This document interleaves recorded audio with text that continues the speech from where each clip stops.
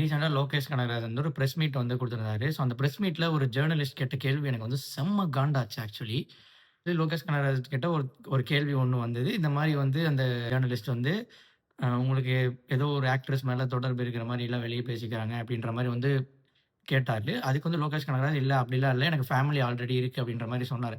அடுத்த லோகேஷ் கேள்வி என்ன செகண்ட் நாட் ஃபேமிலி ஒன்லி அப்டின்ற மாரி கேவலமான உங்கள ஒரு பத்தி டிஸ்கஸ்டிங் ஒரு சோசியல் கொஸ்டின் வந்து மீடியால கேட்டிருந்தாரு. லோகேஷ் இதுல உங்கள எனக்கு பத்தி வந்து சோசியல் திஸ் டைப் ஆஃப் மீடியால ஒரு கொஸ்டின்ஸ் எப்படி நீங்க நெகட்டிவா இந்த மாரி பேசுறது பிரஸ் மீட்ல காரணம் எப்படி இந்த மாரி ஆள்லாம் ஒரு ஜர்னலிஸ்ட்டா வந்து உட்கார்றான்? உங்களுக்கு ஜர்னலிஸ்ட் இருக்கிற ஏதாவது தகுதி இருக்கா? அப்படின்றது உங்களுக்கு எனக்கு வந்து ஏதாவது அந்த சத்தியமா மாரி வந்து தெரியல. போயிருக்கீங்களா? ஃபேமிலி ஜர்னலிசம்ல பேக்ரவுண்ட் முதல்னா நம்மளுக்கு சொல்லிக் குடுக்குறது வந்து ஒரு பேசிக்கான ஒரு ரெஸ்பெக்ட். யார்கிட்ட கேள்வி கேட்கிறீங்களோ அவங்க கிட்ட வந்து மரியாதையா நடந்துக்கிறது தான் முதல்ல அவங்க வந்து கத்துக் குடுக்குறது.